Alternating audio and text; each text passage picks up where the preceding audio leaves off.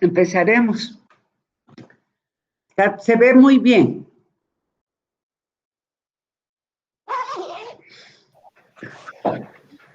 Está bien, doctora. Em, Buenos días, doctora, y buenos días, compañeros. Hoy vamos a hablar acerca de la clase 3 de Black, la cual es una lesión cavitaria que va a afectar principalmente lo que es el sector anterior y que va a tener una gran importancia tanto funcional como estética dentro de la operatoria dental moderna. ¿Ok? La sonrisa, vamos a empezar diciendo que la sonrisa representa uno de los elementos más importantes dentro de la estética facial y de la comunicación humana. ¿Por qué? Porque los dientes anteriores no solamente cumplen una función masticatoria y fonética, sino que también cumplen una función psicológica y social, ya que influyen directamente en la autoestima y la percepción estética de cada persona. Y dentro de estas lesiones, las cavidades de clase 3 de Black van a poseer una especial relevancia clínica debido a que van a afectar tanto la forma, el color, la translucidez y la textura de las piezas dentarias. Em, Hablando un poco más de la definición, la clase 3 de Black corresponde a lesiones cavitarias localizadas en las superficies proximales de los dientes anteriores, pero sin el compromiso del ángulo incisal. Estas lesiones pueden afectar lo que son las piezas dentarias de los incisivos y los caninos, tanto en las superficies mesiales como en distales, y suelen desarrollarse en zonas de difícil acceso para la higiene oral, favoreciendo así la acumulación de placa bacteriana y la progresión cariosa. Ahora bien, desde un punto de vista clínico, la clase 3 va a representar lo que es una de las restauraciones más complejas dentro de la operatoria dental estética, debido a que el profesional debe restablecer eso mismo, ¿no? La anatomía proximal y el punto de contacto y la textura superficial. Además de que existe una elevada demanda en esto de la estética, ya que estamos trabajando en el sector anterior, en el cual es más visible, ¿no? Durante la sonrisa y la comunicación. Ahora bien, hablando un poco más de la utilidad clínica, podemos hablar del diagnóstico, primeramente del diagnóstico precoz, el cual nos va a permitir identificar y tratar estas lesiones a tiempo, evitando que progresen hacia estructuras mucho más profundas del diente, ¿ya? Y cuando la lesión se detecta de manera temprana, a tiempo, podemos conservar lo que es la mayor cantidad de tejido sano y realizar tratamientos mucho más conservadores. Ahora bien, hablando de la preservación del tejido, podemos decir que el manejo adecuado de las lesiones clase 3 busca conservar la mayor cantidad posible de estructura dental sana. Y actualmente en odontología ya no buscamos eliminar tanto tejido innecesario, ¿no? Sino preservar al máximo la estructura natural del diente para poder así mantener su resistencia y su función. En cuanto a las restauraciones estéticas, las restauraciones de la clase 3 de Black requieren una correcta planificación, porque no solo buscamos devolver la función, sino también reproducir la estética natural del diente. Es por esto que actualmente se utilizan técnicas biomiméticas. También utilizamos materiales adhesivos y resinas estéticas capaces de imitar el color, la translucidez y la textura superficial del diente. Hablando de la prevención de complicaciones, podemos decir que un tratamiento oportuno, como les dije, ¿no? Permite evitar en este caso, la sensibilidad, la recidiva de caries y posibles fracturas incluso en la pieza dentaria, ya que si la lesión no se trata adecuadamente puede avanzar hacia dentina profunda o incluso comprometer la pulpa dental. Y en el impacto psicosocial, La, la rehabilitación estética del sector anterior mejora considerablemente la autoestima y la calidad de vida del paciente, ya que muchos pacientes sienten inseguridad al sonreír cuando presentan, ¿no?, este tipo de alteraciones visibles en los dientes anteriores, por lo que una restauración adecuada también tiene un impacto emocional y social en lo que es en la sociedad. Ahora pasemos a la etiología multifactorial.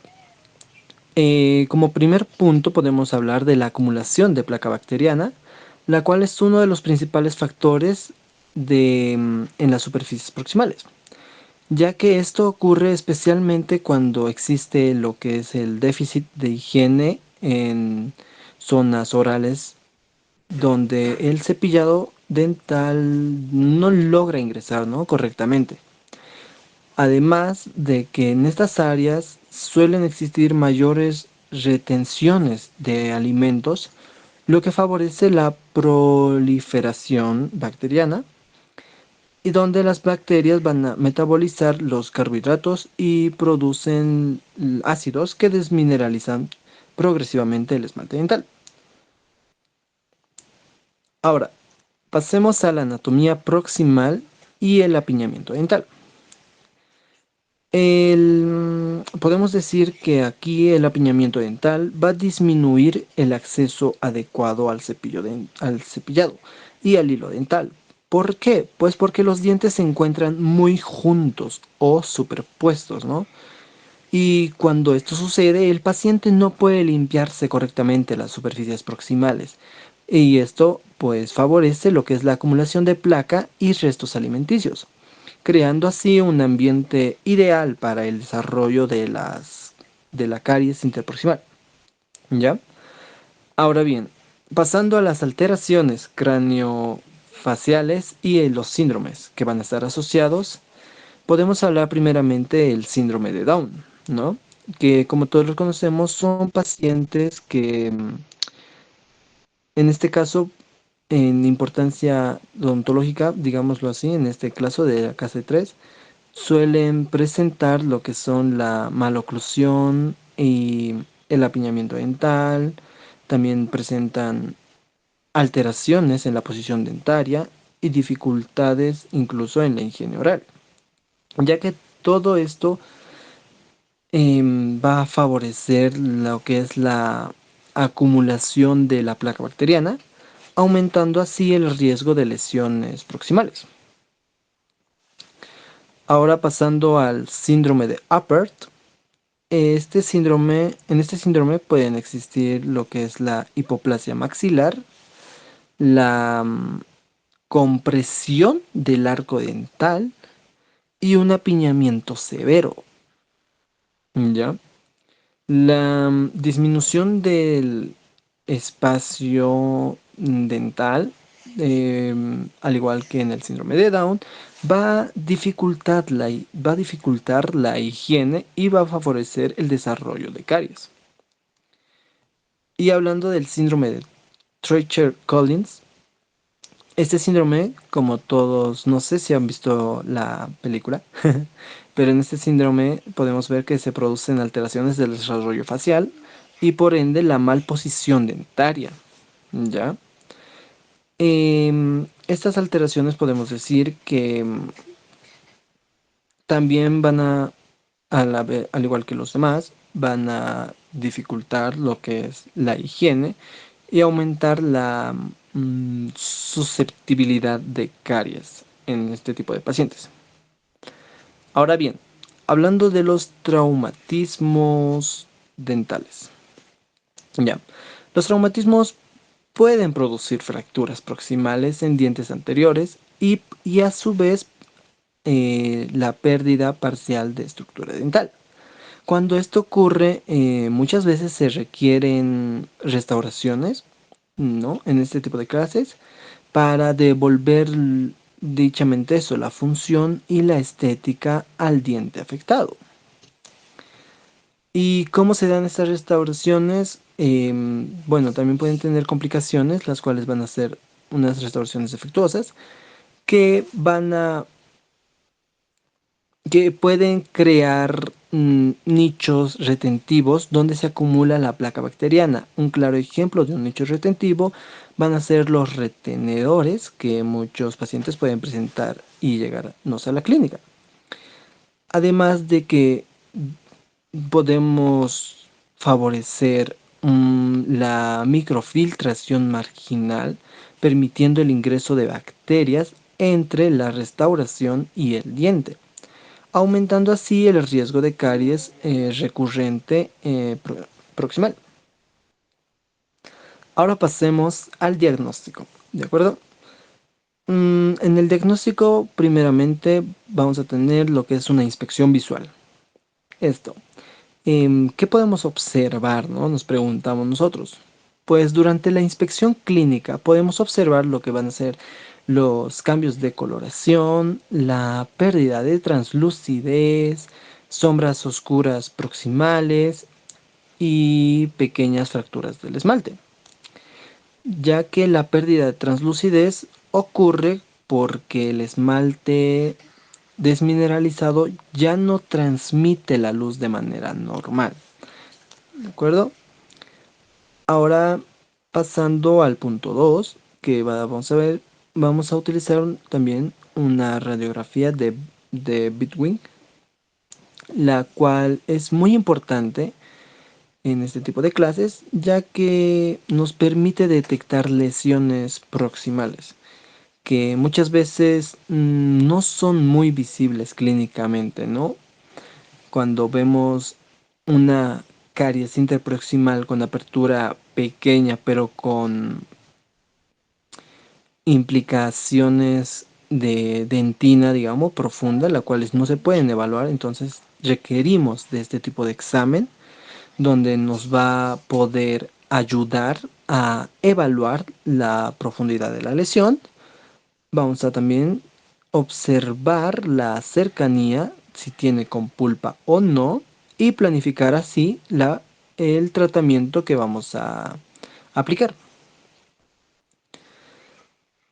Ahora, acerca de la transluminación, ¿no? Esta consiste en hacer pasar la luz a través de los dientes, ya que las zonas sanas van a permitir el paso normal de luz, mientras que las áreas desmineralizadas bloquean parcialmente esa luz y se observan mucho más oscuras, como podemos ver en la imagen. Y esto ayuda a detectar lesiones iniciales en superficies proximales para tener un mejor diagnóstico en dicho paciente. Ahora, pasando a la separación dental. La separación dental nos permite observar directamente la superficie proximal, esto facilitando la detección de lesiones pequeñas que podrían pasar desapercibidas, ¿no? Durante la inspección convencional que nosotros hacemos. Mm, Hablemos ahora del acceso cavitario. En el acceso cavitario vamos a tener dos formas de acceder a la caries interproximal. El primero vamos a hablar del acceso palatino o en el acceso lingual, hablando de maxila inferior. Este acceso, en este acceso se utiliza lo que es, vamos a observar, a ver, ¿cómo se utiliza? ¿No? Bueno, se utiliza en lesiones pequeñas o moderadas. También podemos utilizarlo o aplicarlo cuando la cara vestibular, digamos, está intacta y por ende tenemos que conservar el mayor tejido sano. Y cuando existe un mejor acceso por palatino. Esto dicho ya que como podemos ver en imagen, la caries está mucho más afectada en la cara palatina de la pieza dentaria. Las ventajas de esta técnica va a ser que vamos a proporcionar al paciente una mejor estética, ya que no vamos a tocar la parte vestibular de la pieza dentaria. Vamos a tener una mayor conservación dental del tejido dental y una restauración menos visible, ¿no? Ya que muchas veces podemos fallar en en la tonalidad del color, en darle esa anatomía a la pieza dentaria. Pero también que como tenemos ventajas, vamos a presentar unas desventajas, las cuales en este caso va a ser que la visibilidad operatoria es mucho más difícil, ¿no? Es mucho más complicado acceder a este tipo de técnicas. Y es por ende que el acceso va a ser limitado incluso en algunos pacientes con apertura pequeña de la cavidad oral. ¿Ya? Ahora, entrando a la segunda técnica, vamos a tener el acceso por vestibular. Este se utiliza más cuando la lesión ya está afectando la cara vestibular y existe gran destrucción, ¿no?, de la pieza dentaria. O también lo podemos utilizar en el caso de que, como les digo, hay pacientes que nos vienen con apertura pequeña de la cavidad oral, entonces se nos dificulta ese acceso y nos vemos obligados a tener que acceder desde la cara vestibular. Las ventajas que nos puede presentar esta técnica va a ser que obviamente vamos a tener una mejor visibilidad clínica, ya que no vamos a necesitar mucho del espejo intraoral, y a su vez vamos a presentar una mayor facilidad operatoria en la restauración de la pieza dentaria. Pero vamos a presentar desventajas, ya que comprometemos mucho más la estética al tener que devolverle el color natural del diente, ¿no? Y también de que desgastamos mucho lo que es el esmalte vestibular, lo que compromete a las piezas dentales y mayormente en piezas inferiores, lo que es tendencia a fracturarse por la pérdida de tejido sano. Ahora, pasando a la preparación cavitaria. Esto vamos a iniciar primeramente con la apertura cavitaria, la cual busca permitir la visibilidad operatoria, facilitando así la eliminación de caries y manteniendo un acceso conservador, ya que un dato muy importante es de que la apertura debe ser suficientemente amplia para permitir un correcto trabajo clínico, pero sin tener que eliminar lo que es el tejido innecesario. Esto ya que debemos encontrar un equilibrio entre el acceso operatorio y conservador estructural. Ahora, pasando a la eliminación de caries, el objetivo principal, como lo dice su nombre, es eliminar lo que es la caries, ¿no? Eliminamos lo que es el tejido infectado, el esmalte sin soporte, zonas desmineralizadas y zonas no mineralizadas. Una, una aclaración que les puedo hacer es que la diferencia de zonas desmineralizadas y zonas no mineralizadas es que las zonas desmineralizadas todavía pueden tener cierto potencial a remineralización, porque no existe, más bien dicho, destrucción total de la estructura. En cambio, las zonas no mineralizadas ya presentan pérdida estructural más severa y por ende no pueden recuperarse biológicamente.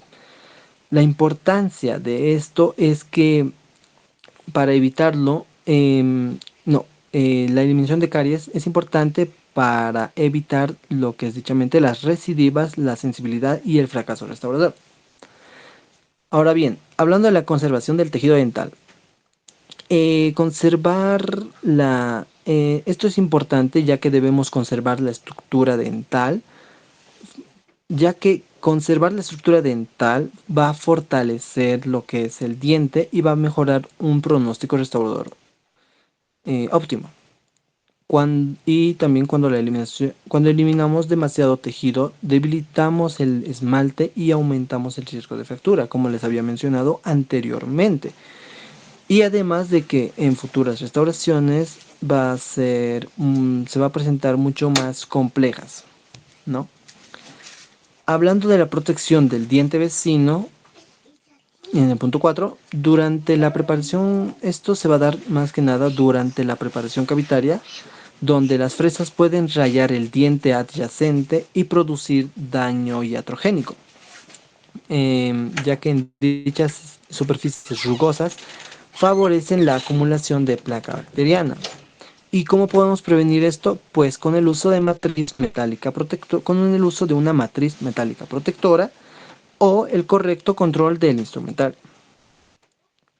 Y ya por último, para terminar, podemos hablar de lo que es los errores frecuentes, como en este caso la sobreextensión cavitaria. Esto quiere decir que esto ocurre cuando eliminamos más tejido del necesario. Y esto puede producir a su vez el debilitamiento dental, la fractura del esmalte, restauraciones más extensas y menor longevidad clínica. ¿A qué me refiero con la longevidad? Bueno, la longevidad es el tiempo en el cual una restauración puede mantenerse funcional y en buen estado dentro de la boca. Mientras mejor sea esta preparación y más conservadora sea la técnica, mayor será la duración de esta restauración. ¿Y cómo podemos prevenirlo? Pues con preparaciones conservadoras, como les indico. Podemos también prevenirlo con una correcta evaluación radiográfica y con un buen acceso y visibilidad en la pieza afectada. Ahora bien, le voy a pasar lo que es la palabra a a mi compañera para que ella continúe con el tema. Muchas gracias. Buenos días, doctora, compañeros. Yo voy a continuar con el tema y voy a continuar con esta parte de la selección del material restaurador, donde primeramente voy a hablar que obviamente el éxito de toda restauración de la clase 3 no depende únicamente de eliminar la lesión, sino también de seleccionar un buen material que sea capaz de conservar la estructura dental, adaptarse correctamente y obviamente mantener la salud gingival.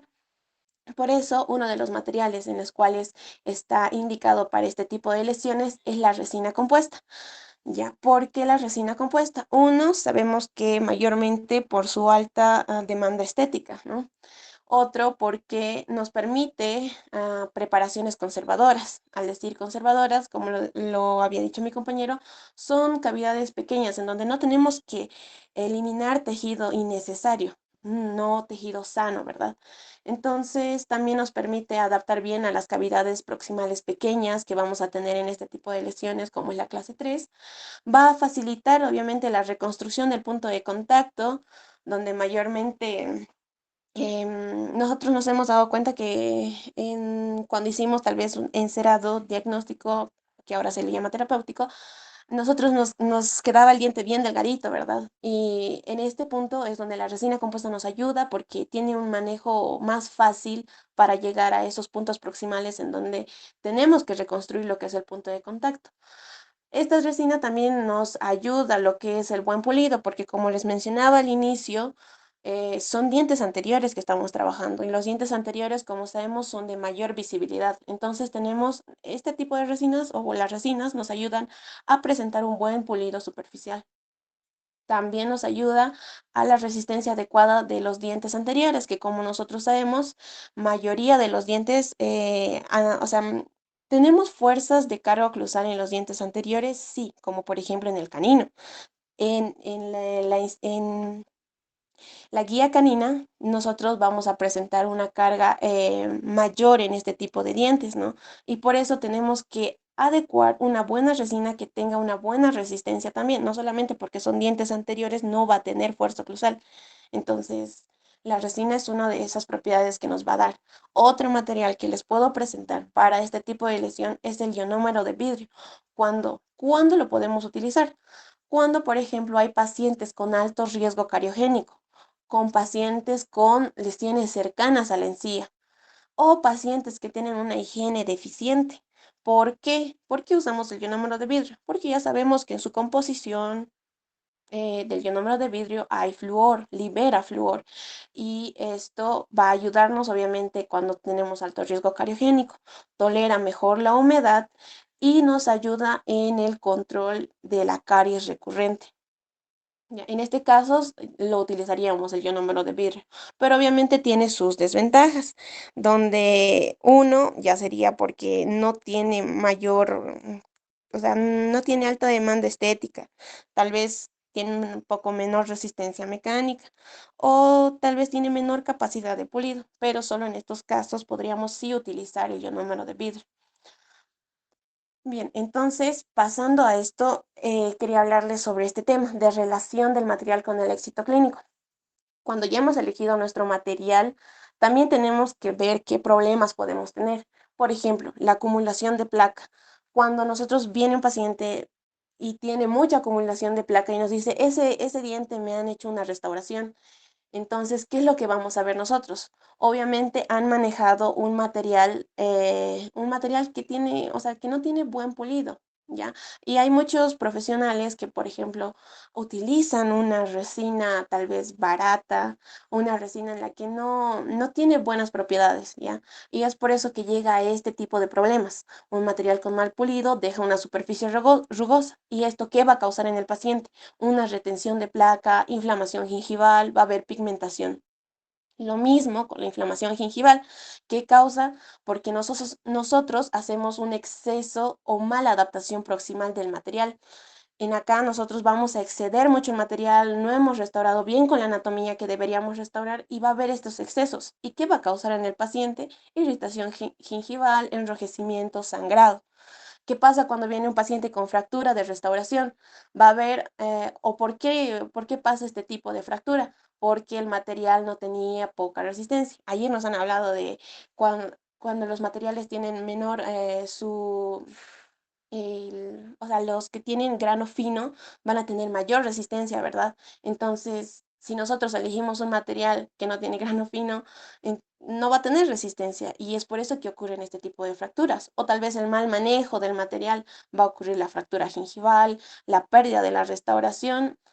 Ahora, ¿qué pasa con una filtración marginal? Mala adaptación o contracción del material. Nosotros ya sabemos que por materiales dentales siempre se va a dar una contracción del material, pero ¿cómo podemos evitarlo? Obviamente haciendo la técnica incrementada, utilizando solo las dos paredes. Eso ya lo tenemos de conocimiento propio, entonces tenemos que evitar hacer este tipo de problemas porque vamos a ocasionar microfiltración, sensibilidad y una caries recurrente.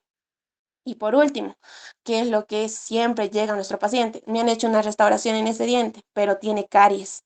Ah, la caries ha vuelto, es una caries recurrente. Entonces, ¿qué ha pasado? El operador, el profesional ha hecho una deficiente sellado marginal del material. Y eso es lo que siempre nos han indicado, ¿no ve? Que tenemos que llevar siempre al cabo marginal, que tenemos que llegar a la superficie del diente. El cabo marginal es la parte donde se une la cavidad con la superficie, la parte superficial del diente donde vamos a restaurar. Entonces tenemos que llegar a ese límite y nosotros no tenemos ni que pasar ni que hacerlo muy pequeño. Si lo hacemos muy pequeño, va a haber este tipo de problemas. Va a haber una recidiva de caries y va a haber fracaso de la restauración.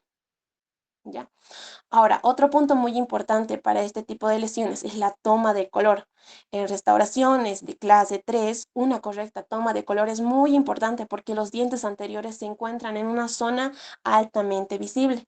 Entonces, una de las cosas que tenemos que hacer antes de tomar el color es hacerlo antes del aislamiento, porque el diente pierde humedad, ¿ya? Va a cambiar su apariencia óptica y se observa más claro o incluso más opaco. Si nosotros llegamos y le hacemos primero el aislamiento y luego tomamos el color para la restauración, ¿qué vamos a tener? ¿Qué problema? Una restauración demasiada clara. Diferencias de colores vecinos, se va a notar nuestra restauración, un resultado muy artificial. ¿Qué tal si cuando nosotros hacemos el aislamiento sabemos que no tiene que estar contaminado ni por saliva, ni por agua, ni por ninguna humedad? Entonces el diente va deshidratándose y va a dar una apariencia más clara. Vamos a tener un resultado artificial y obviamente la inconformidad del paciente. ¿Ya? Otro, otro punto que debemos tomar es el uso de la luz natural y es por eso que siempre nos recalcaban, cuando haces una restauración, mejor hacerlo de día. ¿Por qué? Porque tiene mejor percepción del color real, vamos a tener que distinguir o vamos a evaluar mejor la translucidez, tenemos menor alteración visual, porque en algunas luces artificiales, ya sea en nuestro sillón con nuestra luz, podemos modificar la percepción del color y esto nos va a dar una mal toma del color. Ya, ahora, en aquí es donde nos hablan justamente de este fenómeno, que ya lo habíamos tocado antes, que es el fenómeno del metamerismo, en donde un color puede verse diferente dependiendo la luz o dependiendo del tipo de iluminación, ¿verdad? Y va a pasar lo mismo. Sí, ¿qué puede pasar con una mala iluminación? Podemos hacer una selección incorrecta del tono, vamos a tener unas restauraciones muy grises o muy amarillas y y al final la diferencia visible con el diente natural, porque yo sé que hay pacientes que van a venir a la consulta y van a decir, yo quiero este tono de color, pero no es para una restauración de este tipo de lesiones. Nosotros tenemos que aconsejar al paciente que su diente natural no se ve blanco, porque mayoría vienen de los pacientes y dicen, quiero este color, quiero este blanco, pero no, para la restauración tenemos nosotros como criterio de profesional, tenemos que tomar un color que sea de acuerdo al diente natural de su diente, mejor que se vea más natural a que se vea artificial, ¿verdad? Otro, lo que les mencionaba, evitar la deshidratación dental. ¿Cuándo? Porque el diente, cuando se seca, el esmalte pierde agua. Cuando pierde agua, ya no va a tener la misma luz, ¿ya? Cambia la forma en que refleja la luz y obviamente se va a ver más claro, más opaco. ¿Y qué pasa con un problema clínico? La restauración puede quedar más clara. Y cuando el diente vuelva a hidratarse, la diferencia va a ser muy evidente, como en esta imagen. Le habrán hecho una toma de color cuando estaba el diente aislado. Ha perdido, el diente se ha deshidratado.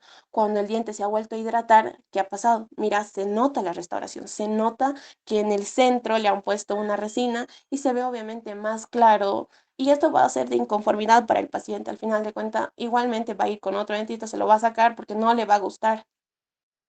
¿Qué problemas clínicos tenemos en esto y qué solución tenemos? Porque obviamente somos nosotros, a un estudiante nos estamos formando, vamos a tener este tipo de problemas, pero ¿cómo lo podemos solucionar?